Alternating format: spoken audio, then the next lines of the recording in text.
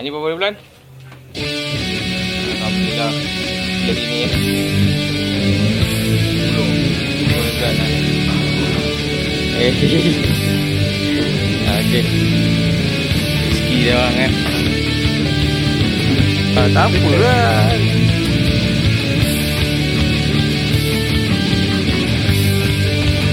Bah. Tengok ni, akan sikit. Ingatkan Anyos tadi bot.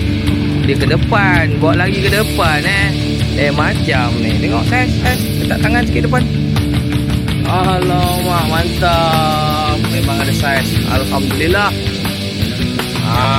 Tu dia. Kita tak dapat emas kat darat, kita dapat emas kat laut lah Ini emas berapa ni? 999 ni.